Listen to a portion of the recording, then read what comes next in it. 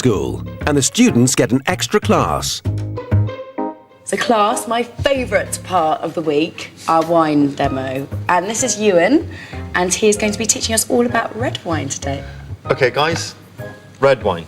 I'm going to start with this wine. It's an Italian wine, it's a Chianti. And the grape used for this is Sangiovese. This has been in use since the Roman times. Although their wine was nothing like we'd recognise it.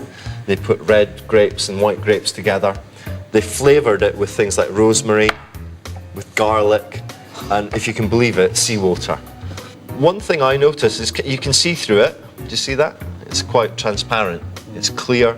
It's got that rustic, bloody note to it.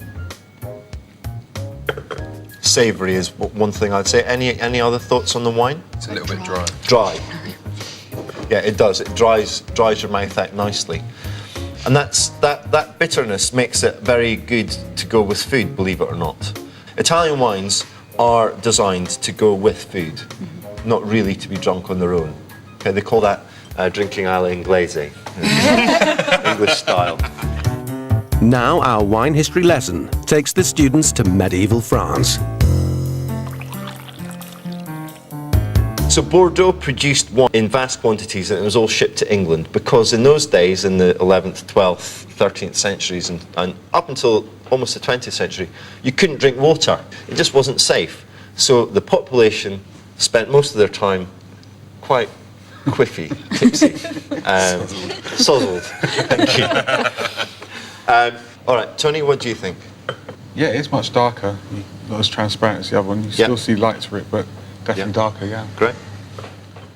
First thing I noticed is the aroma. It's much sort of spicier and spicy, a lot stronger. Yes. The wine's darker because red wines get all their colour from the skins. And in Bordeaux, they're just leaving the wine in contact with the skins a bit longer, so it becomes deeper and darker. Now, I want you to try something. I'm adamant that local wine and local cheese is always a good match. So I've got some Roquefort cheese, which is from Bordeaux. I'd like you to try it and try the wine and let me know what you think. It's actually the first time I've enjoyed Roquefort. Good. Without the need for the wine either. Yeah. The wine softens, it takes away the harshness of the Roquefort, and it just softens it and sort of, they almost mingle in together. Tony? Yeah, it's a very nice marriage. Yeah. Okay. Yeah. Works together quite nicely. Great. After the cheese, the taste is a lot smoother and sweeter than you would expect when you smell it. Exactly.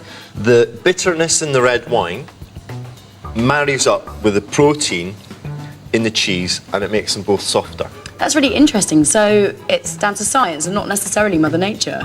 It is intriguing. It's this marriage of the bitterness and the tannins with the soft protein in the cheese, and that's why the cheese seems creamier and the wine seems fruitier. So guys, that is a very, very brief history of wine. I hope you enjoyed it. It's great. Thank you so much, Ewan. Thank you.